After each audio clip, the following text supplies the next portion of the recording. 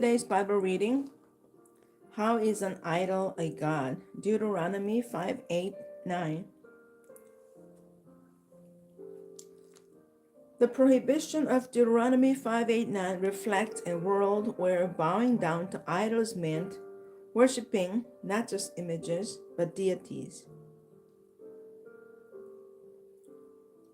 Representations of gods in human, animal, or abstract forms were everywhere in the ancient Near East. Scattered from Egypt through Syria, Palestine, and throughout Mesopotamia were local temples housing these images. Beliefs differed as to whether or not gods were really there in the statues.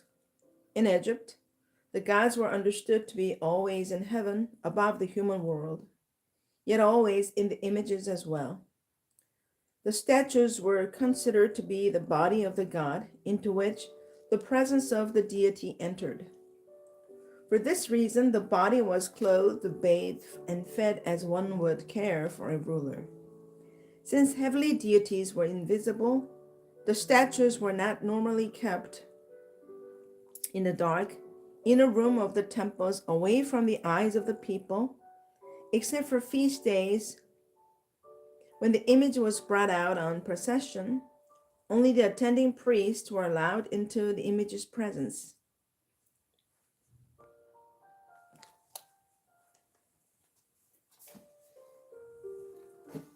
In Mesopotamia, the understanding of images was a slightly different. The image was considered only wood, stone, or metal as long as it was being fashioned. However, once it was set up in the temple, a lengthy ritual called opening the mouth changed the nature of the image.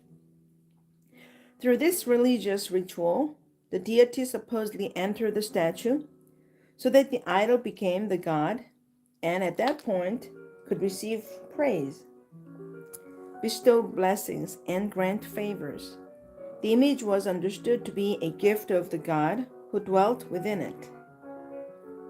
Therefore, any image that was looted in warfare was taken as absolute proof that the favor of the deity had passed to the victors. In contrast to the Egyptians and Mesopotamians, Israel's worship was to be imageless. The commandment in Deuteronomy 5:8-9 condemns the fashioning of any image. Any likeness of anything. Moreover, the commandment even forbids making an image of the God of Israel.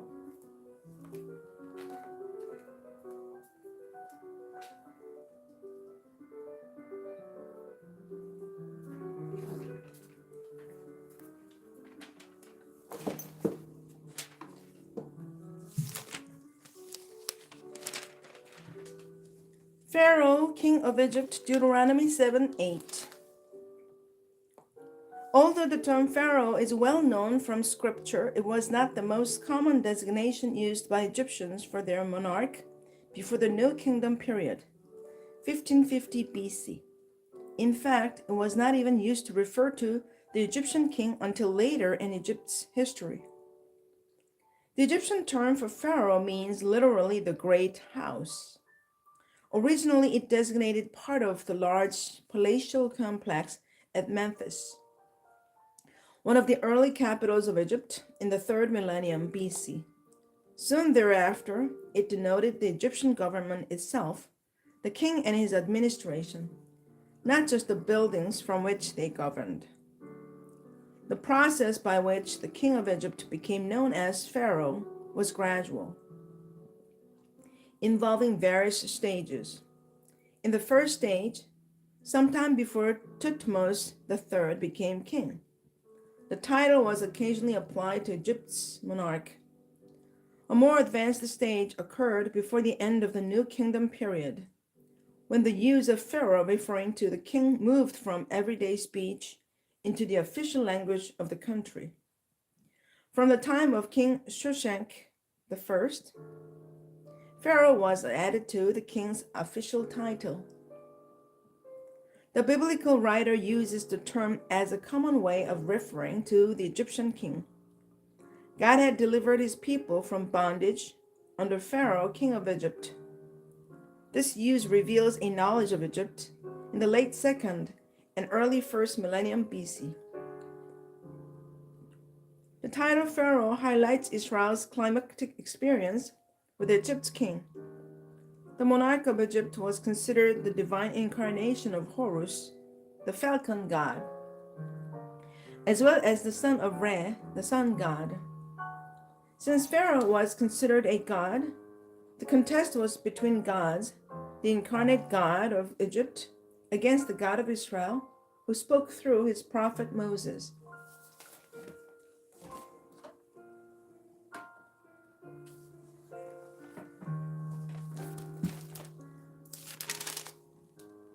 Annihilation of the golden calf. Deuteronomy 9:21. Moses did not want the people to forget their failure to remain devoted to Yahweh. He recalled for them the calf idol they had made and that he had destroyed. Moses' actions in the matter possibly seem extreme. I burned it with fire and crushed it and ground it very small until it was as fine as dust. Such actions, however, appear to have a parallel with the Canaanite ritual. Ritual annihilation of an enemy god was evidently common, at least in Canaan. A text from Ugarit, belonging to the Baal Anat cycle of myths, describes a very similar destruction. The goddess Anath burns, grinds, and scatters the god Mut. The Ugarit ritual may not be the same ritual that is being described in Deuteronomy 9:21. Nevertheless, the similarities suggest that Moses' annihilation of the idol calf was possibly a symbolic or ritualistic destruction known in Canaanite culture. It was not uncommon for Israelites and others to destroy enemy gods by breaking, burning, crushing, grinding, and scattering them. Actions that possibly symbolize the utter defeat of the gods.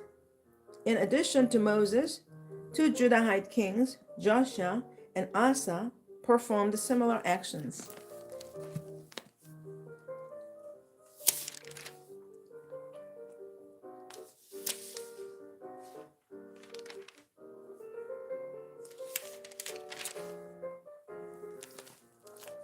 Taxes in Ugarit, Deuteronomy 14, 22 through 29. At the site of Tel Ras Shamra, along the Syrian coast, archaeologists discovered the northern Canaanite city of Ugarit.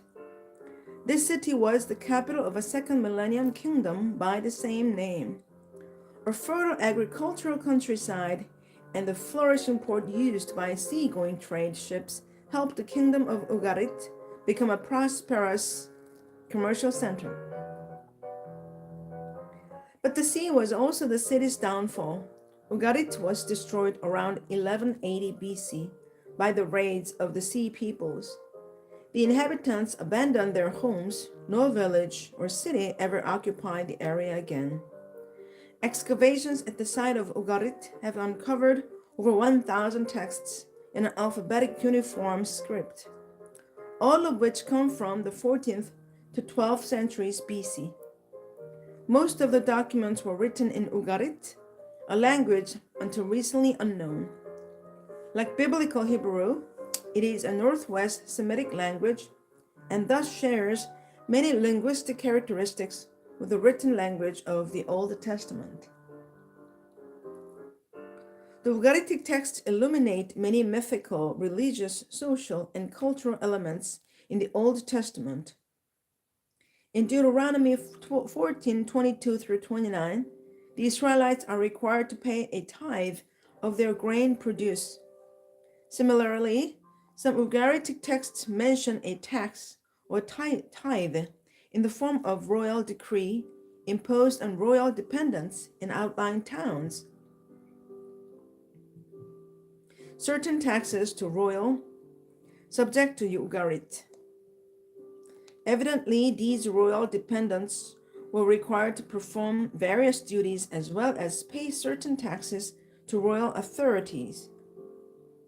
Whether there was a religious significance to this tithe, as there was with the Israelite tithe, is not known with certainty.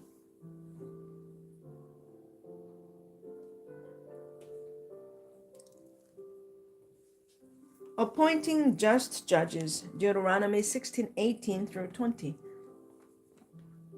The qualifications for choosing judges and officials were considered a serious matter in ancient cultures. Both Israel and Egypt had stipulations regarding the conduct of judges, emphasizing that a system of justice is only as good as the people who administer it.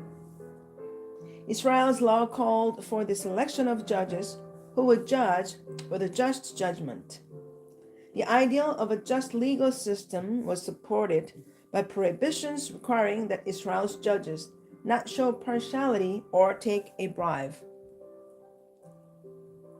The same ideal is evident in Egypt, according to the Edict of Horemheb.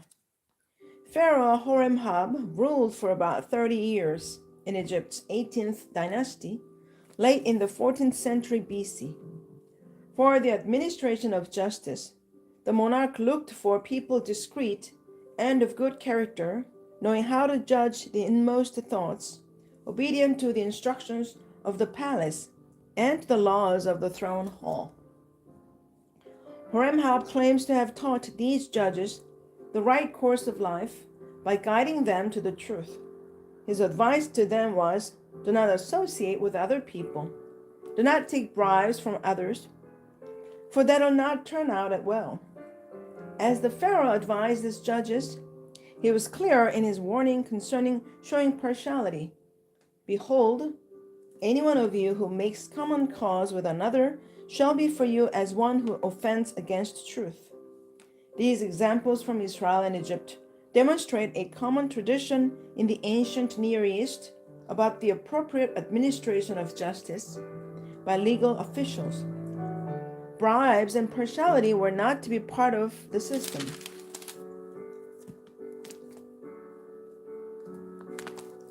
Omens, spells, and other abominations, Deuteronomy 18:10-11.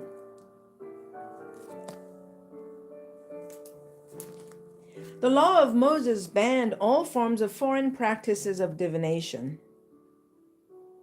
The various practices listed in Deuteronomy 18:10 and 11 were viewed as a subsidiary of magic. Often employed for divinatory oracles, these methods attempted to learn the will of the gods or to obtain knowledge of the future by other supernatural means. Sometimes the intent was to influence supernatural powers. All such practices were considered abominations of the Canaanite peoples and as such were forbidden in Israel. All forms of divination were distinguished from inquiries of Israel's God. The use of the Urim and Tumim, the ephod, lots, and dreams were all legitimate methods of seeking Yahweh's will. Divination practices such as consulting a medium, however, were illegitimate, even though some were believed to have power. They were not considered to be connected with the gods, but instead were seen as magic or wisdom arts, revealing secrets of God in a perverted way. Thus, the divinator trusted in signs and omens and in human wisdom rather than in God. An example of pagan divination was Teroscopy, the omen interpretation of birth anomalies. One omen portends, if an anomalous birth has 8 feet and 2 tails, a prince will seize universal kingship. Moreover, the recorder of this omen mentions a hunter who claimed that when his sow gave birth, the offspring did in fact have 8 feet and 2 tails. Thus, this omen was preserved for posterity. In Israel, the law was clear: there shall not be found among you one who interprets omens. Deuteronomy 18:10. Finding a dead body, Deuteronomy 21, 1 through 9. If a dead person was found in an open field, the Israelite people performed a very specific ritual. In the event that an innocent person was murdered and no one was apprehended, the whole nation was held responsible. Therefore, a sacrifice had to be made for all the people. Finding a slain stranger in the open country was not a phenomenon unique to Israel. Hittite laws, compiled in the mid-second millennium BC in central Anatolia, also dealt with this issue, but with a different response than that of Deuteronomy 21. One Hittite law reads, if a man is killed on the field or fellow of another man, in case he is a free man, he shall give field and fellow, house, and 1.5 pounds of silver. In case it is a woman, he shall give 3 pounds of silver. Thus, according to Hittite law, the family of a murder victim would be compensated by the property owner of the land where the murder occurred. Both the Israelites and Hittites had provisions regarding the community nearest to where the body of a slain person was found. In Israel, the leaders were instructed to measure the distance from the slain man to the surrounding cities, and the elders of the nearest city were required to perform a ritual, killing a heifer to remove guilt from the community. The Hittites also measured a distance of 3 leagues in one direction and a distance of 3 leagues in the other direction. The village that fell within the measured area was required to pay compensation. The Israelite and Hittite laws differ in some aspects. The Hittite text is devoid of the ritual significance found in Deuteronomy 21, and therefore no provisions were made to pacify a deity that may have been offended by the death, presumably a homicide. For her part, Israel made no attempt to compensate the victim's family. Both cultures, however, had a sense of corporate responsibility, requiring certain actions of the nearest community.